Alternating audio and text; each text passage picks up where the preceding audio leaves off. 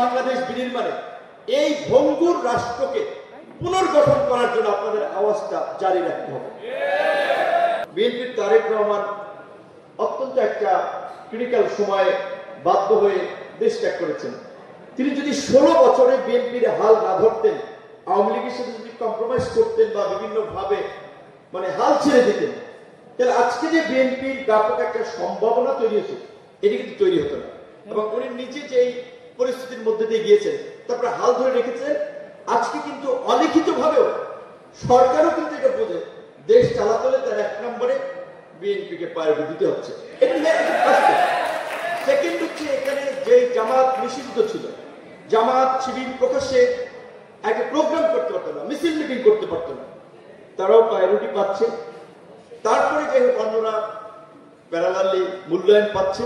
So এইটা বলছি যে এই সংক্ষিপ্ত সময়ে আক্ষেপের কিছু নাই যে আমরা এই সময় পেলাম না বা এই সময় মূল্যায়নটা পেলাম না। রাজনীতিতে যদি আপনি লেগে থাকেন, ওই যে বলছে যে রাজপথে ঘাম এবং রক্ত কখনো বেইমানি করে না, তারা মূল্যায়ন পাবে।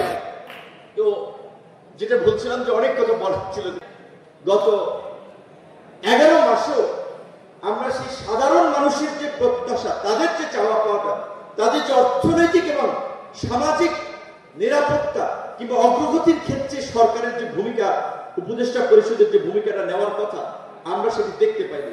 সহজ হিসেবে আমি মিলাতে চাই, এই দেশের রিক্সাওয়ালা, শ্রমিক, খেটে খাওয়া মানুষ অসুস্থ হয়ে যে চিকিৎসা নিতে যাবে ঢাকা মেডিকেলে, জেলা পর্যায়ে জেলার হসপিটালগুলোতে, সরকার দ্বিকক্ষ বিশিষ্ট সংসদ করবে, একই ব্যক্তি 2 বারের বেশি প্রধানমন্ত্রী থাকতে পারবে না, এই ধরনের অনেক সংস্কার আছে।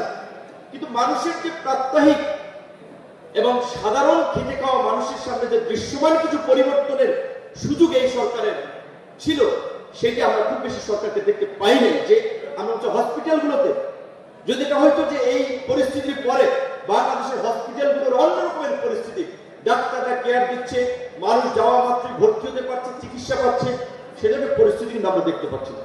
আমরা যদি দেখতাম সরকারি অফিস আদালতগুলোতে, আপনি যেমন কাস্টমার কেয়ারে ফোন দিলে তারা বলে, বলুন স্যার কিভাবে আপনাকে সহায়তা করতে পারি, ওইভাবে ইউনো, ওসি, ডিসি, এসপিরা যদি জনগণের প্রতি সম্মান দেখায় বলতো, স্যার বলেন আপনার জন্য কি করতে পারি। কারণ যেহেতু পিপল সার্ভেন্ট, তারা জনগণের সেবক, তারা জনগণের মালিক না।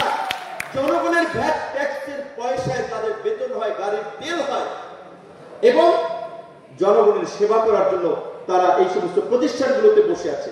তো এইখানে যদি আমরা একটা ব্রেক থ্রু করতে পারতাম, মানুষ দেখতো যে এই গণঅভ্যুত্থানের পরবর্তী নোবেল লরিয়েট, আন্তর্জাতিক খ্যাতি সম্পন্ন আমাদের প্রধানমন্ত্রী ডক্টর ইউনূসের সরকার বাংলাদেশের এই যুগান্তকারী পরিবর্তন করেছে। এই সমস্ত পরিবর্তন কিন্তু হয় না। এইখানে আপনারা বক্তারাও বলেছেন, আমি রাজনৈতিক নেতৃত্বে অনেক আলোচনায় যাই, অনেকের আলোচনায় এই হতাশার গল্পগুলো উঠে আসে।